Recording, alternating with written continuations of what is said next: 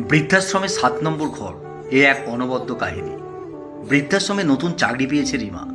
প্রথম দিনে সুপার বলেছিলেন সব ঘরেই যাবে, কিন্তু ৭ নম্বর ঘরে বেশি সময় দেবে।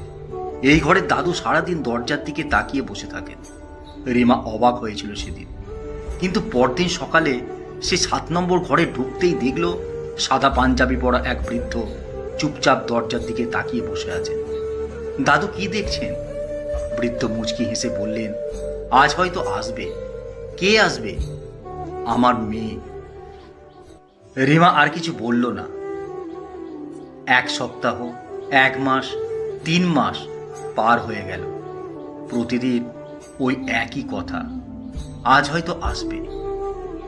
এরপর রিমা একদিন বৃদ্ধাশ্রমের অফিসে বৃদ্ধের ফাইল খুলে দেখতে লাগলো। ভর্তি হওয়ার তারিখ 8 বছর আগের। জরুরি যোগাযোগের নাম্বারের জায়গায় লেখা নেই।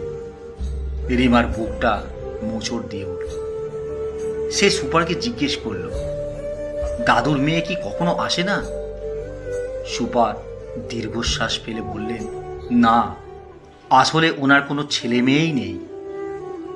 রিমা স্তব্ধ হয়ে গেল। তাহলে তিনি প্রতিদিন কার জন্য অপেক্ষা করেন?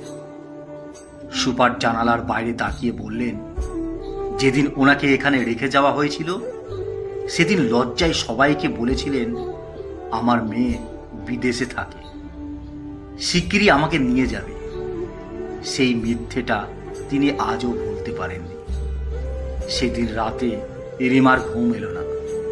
পরদিন তার ছুটি ছিল, তবুও সে বৃদ্ধাশ্রমে গেল, হাতে একটা ছোট্ট মিষ্টির বাক্স। ঘরে লোকেই বলল, বাবা আসতে একটু দেরি হয়ে গেল। বৃদ্ধ চমকে তাকালেন, তারপর কাঁপা হাতে রিমার মুখ ছুঁয়ে শুধু বললেন, আমি জানতাম তুই একদিন আসবি। সেদিন বৃদ্ধাশ্রমে উপস্থিত সবাই কাঁদছিল। শুধু একজন মানুষই সেদিন হাসছিলেন, কারণ 8 বছর অপেক্ষা শেষে তিনি সত্যি বিশ্বাস করেছিলেন তার সন্তান এসেছে। এর 2 দিন পরে ভোর রাতে বৃদ্ধ ঘুমের মধ্যেই মারা গেলেন।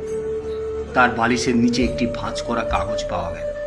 তাতে লেখা ছিল, আজ আমার সন্তান, আমার মেয়ে এসেছে। এখন আমি মরে গেলেও আর আফসোস থাকবে না। রিমা কাগজটা বুকে চেপে অনেকক্ষণ কেঁদেছিল। সেদিন সে বুঝেছিল কিছু মানুষ শুধু একটু আপন মানুষকে কাছে পেতে চায়, আর সেই অভাবই পৃথিবীর সবচেয়ে বড় একাকিত্ব। কলমে কিয়াত।